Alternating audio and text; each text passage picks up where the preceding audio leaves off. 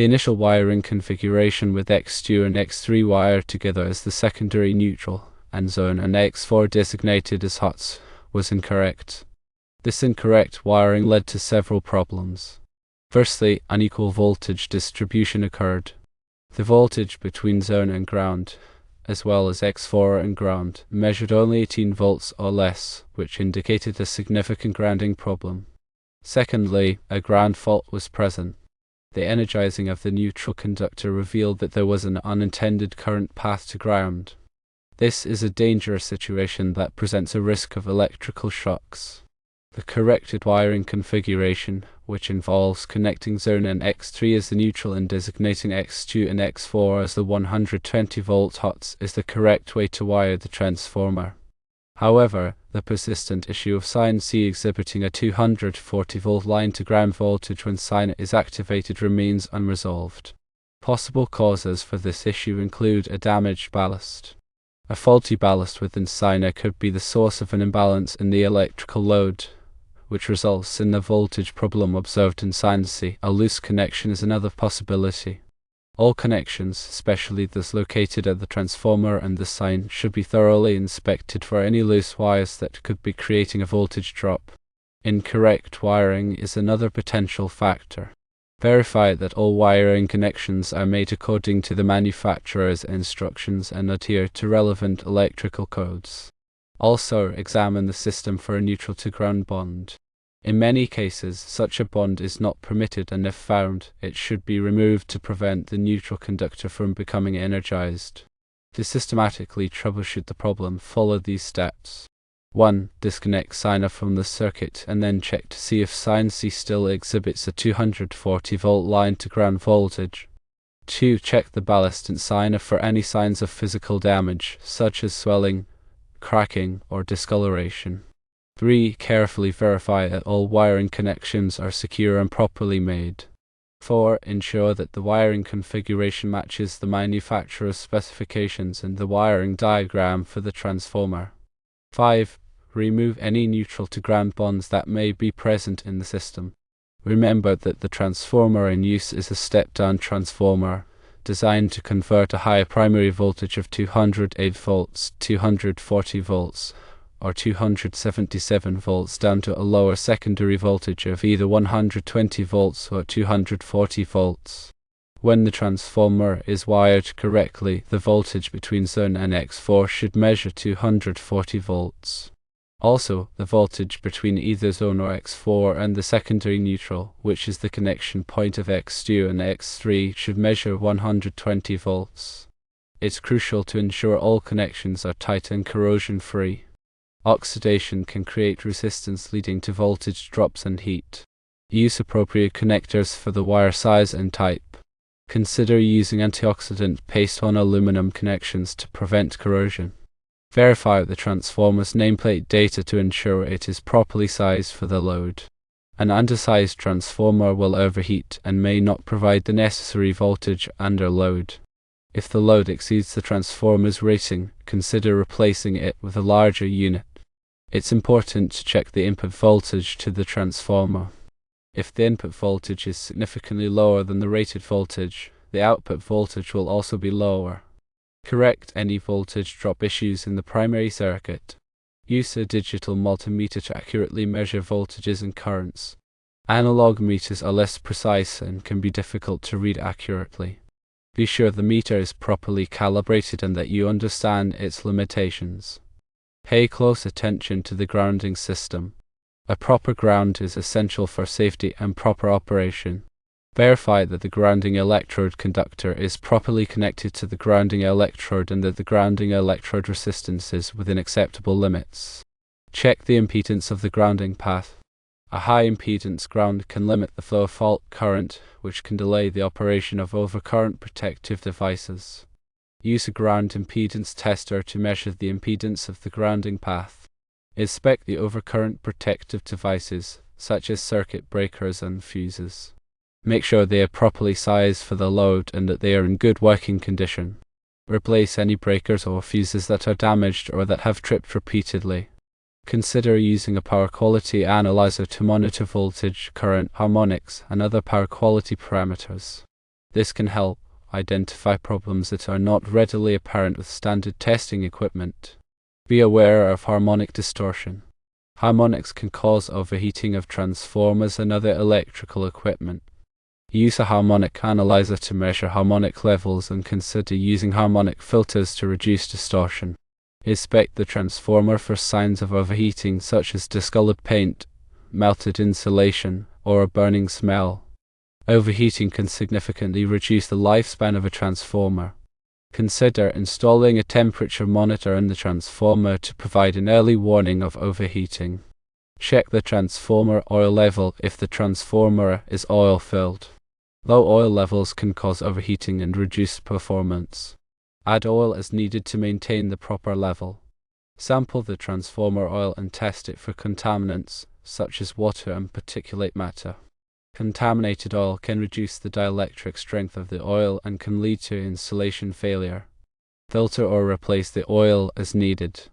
Inspect the transformer bushings for cracks or other damage. Damaged bushings can lead to insulation failure and can pose a safety hazard. Replace any damaged bushings immediately. Check the tightness of all connections on the transformer.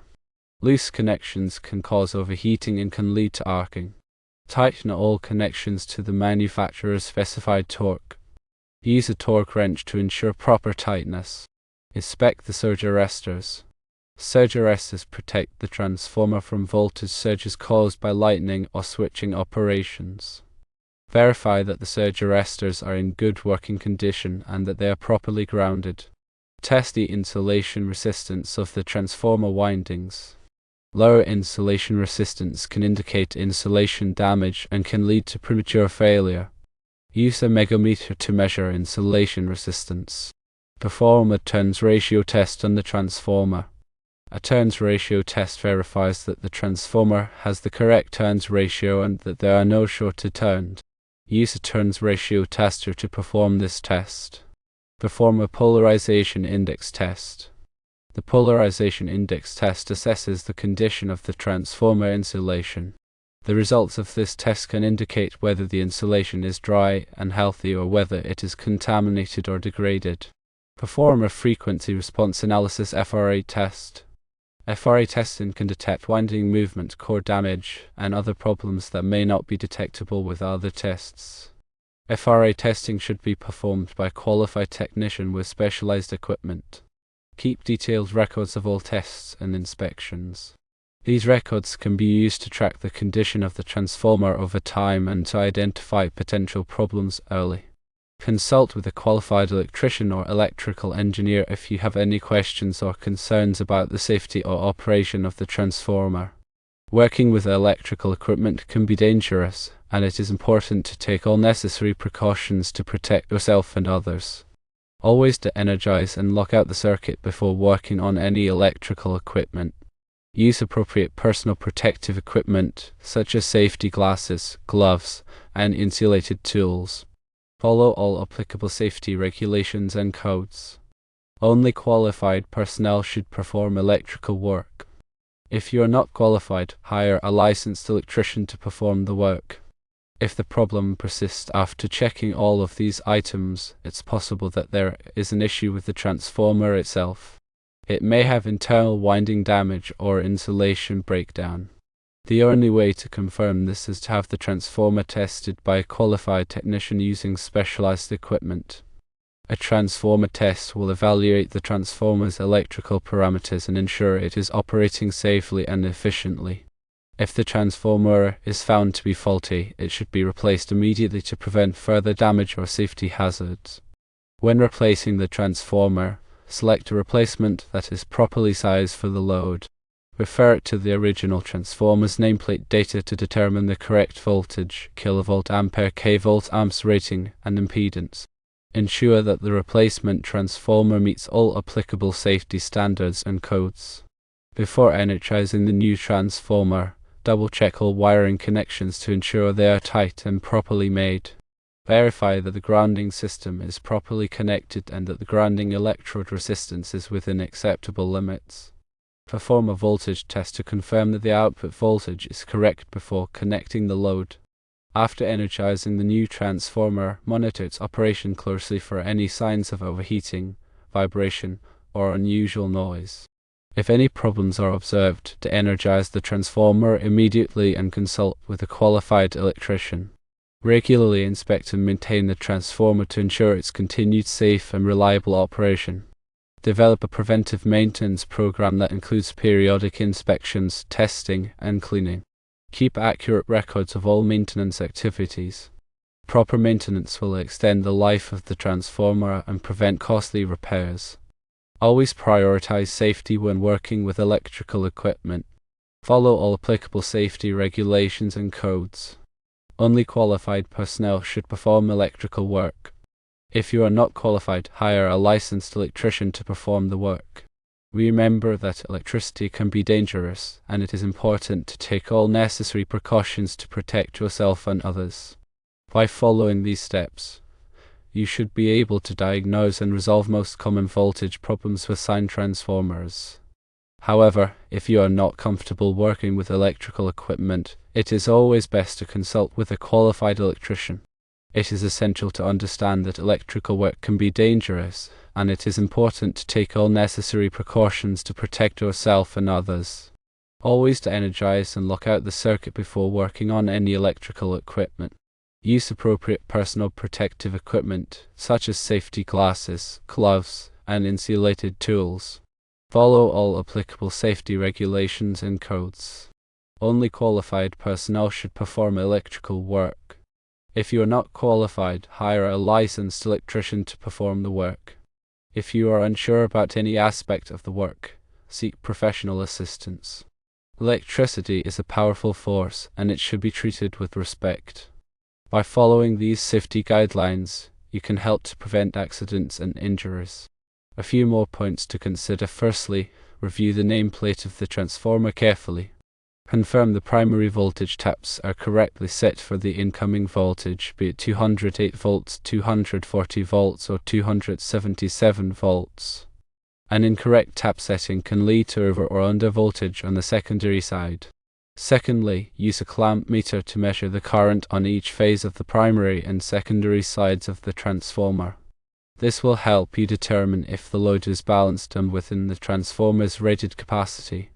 Unbalanced loads can cause voltage fluctuations and overheating. Thirdly, check the power factor of the load. A low power factor can increase the current draw and reduce the efficiency of the transformer. Consider using power factor correction capacitors to improve the power factor. Fourthly, inspect the surrounding environment for any potential hazards, such as moisture, dust, or corrosive fumes. These contaminants can damage the transformer and reduce its lifespan. Keep the area around the transformer clean and well ventilated. Fifthly, be aware of any unusual noises coming from the transformer, such as humming, buzzing, or crackling. These noises can indicate a problem with the transformer, such as loose windings, insulation breakdown, or core damage. Investigate any unusual noises immediately. Sixthly, consider using a surge protection device to protect the transformer from voltage surges caused by lightning or switching operations. A surge protection device can help to prevent damage to the transformer and other electrical equipment. Seventhly, ensure that the transformer is properly ventilated. Overheating can significantly reduce the lifespan of a transformer. Provide adequate airflow around the transformer to dissipate heat. Eighthly, develop a regular inspection and maintenance program for the transformer. This program should include periodic visual inspections, testing of electrical parameters, and cleaning of the transformer and its surrounding environment. Proper maintenance will help to extend the life of the transformer and prevent costly repairs. Ninthly, keep accurate records of all inspections, tests, and maintenance activities. These records can be used to track the performance of the transformer over time and to identify potential problems early.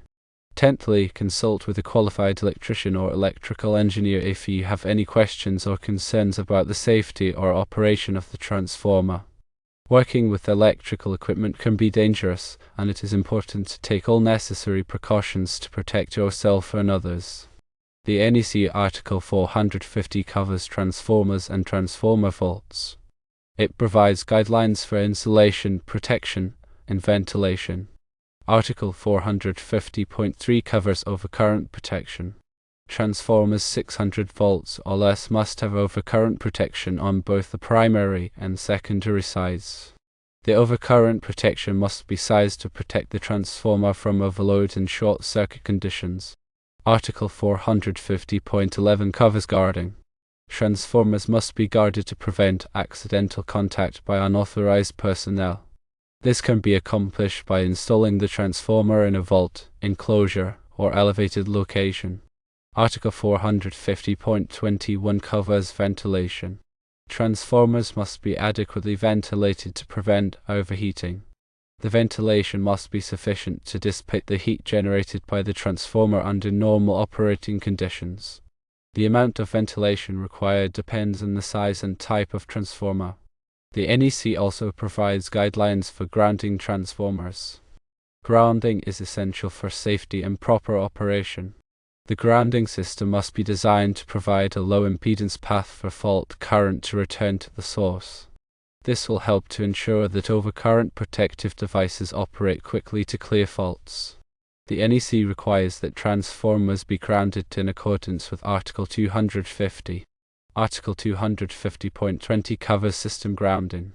It requires that alternating current AC systems be grounded under certain conditions. Article 250.30 covers grounding separately derived systems. A separately derived system is an electrical system that is derived from a source other than the main power source. Transformers are often used to create separately derived systems. The NEC requires that separately derived systems be grounded in accordance with Article 250.30. Article 250.32 covers grounding requirements for buildings or structures supplied by a feeder or branch circuit. If a building or structure is supplied by a feeder or branch circuit, the grounding electrode system must be bonded to the building or structure's grounding electrode system. The NEC also provides guidelines for bonding transformers. Bonding is the process of connecting together all metal parts of the electrical system to create a low impedance path for fault current. Bonding is essential for safety and proper operation. The NEC requires that transformers be bonded in accordance with Article 250. Article 250.92 covers bonding of equipment containing service conductors. It requires that the metal enclosures of equipment containing service conductors be bonded to the service equipment grounding electrode conductor. Article 250.94 covers bonding other enclosures. It requires that metal enclosures that are likely to become energized be bonded to the grounding electrode conductor. The NEC also provides guidelines for labeling transformers. Labeling is important for safety and proper operation. The NEC requires that transformers be labeled with certain information such as the voltage, kilovolt ampere kV amps rating, and impedance. The labeling must be legible and permanent. The NEC also provides guidelines for the installation of transformers in hazardous locations. Hazardous locations are locations where there is a risk of fire or explosion due to the presence of flammable gases, vapors, or dusts. The NEC requires that transformers installed in hazardous locations be specifically designed and approved for use in those locations. The NEC also provides guidelines for the decommissioning of transformers. Decommissioning is the process of removing a transformer from service. The decommissioning process must be performed safely and in accordance with all applicable regulations. The NEC requires that transformers be decommissioned in a manner that prevents environmental contamination. These are just some of the many requirements for transformers in the NEC. It is important to consult the NEC for specific requirements for your application. Consulting the manufacturer's instructions is also very important. It is crucial to ensure compliance with all relevant codes and regulations. Improper installation or maintenance can lead to serious hazards, including fire, shock, and equipment failure.